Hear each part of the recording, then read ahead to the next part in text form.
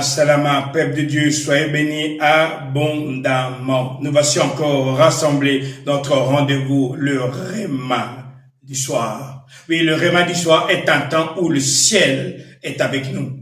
Le monde spirituel est avec nous. Pourquoi? Parce que le Père descend avec toute sa délégation. Oui, lorsqu'un roi se déplace, il y a l'équipe d'avance. Il y a toute la sécurité qui entoure. Mon frère, ma soeur, quand tu invoques le Père de venir dans ta présence, quand toi-même tu vas vers le Père, sache que tu es en train d'aller devant un roi, devant un chef, devant un dirigeant, les dirigeants de l'univers, les dirigeants des nations.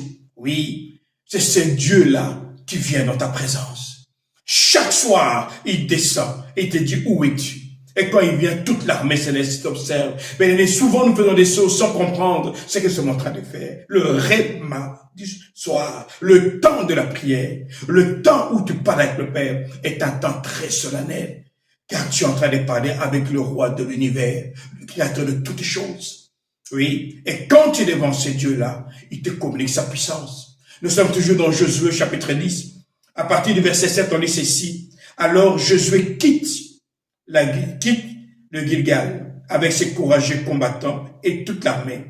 Le Seigneur lui dit, n'aie pas peur, je vais livrer ces gens en ton pouvoir. Aucun d'eux ne pourra te résister. Ne crains rien, n'aie pas peur.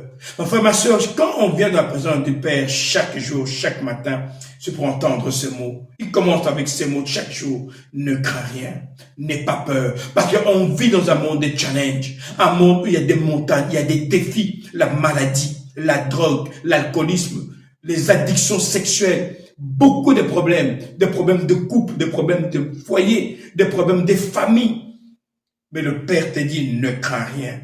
Parce que je suis devant toi, tu vas faire la différence. Le Réma du passage est un temps où le Père te dit, je viens écrire une histoire avec toi, une nouvelle histoire, où le monde va savoir que je suis vrai. Oui, mon frère, ma soeur, car le monde rencontrera le Père à travers toi. Oui, là où tu es, parle au Père. Que tu sois en prison, que tu sois libre, parle au Père, parce que le Père entend les prières.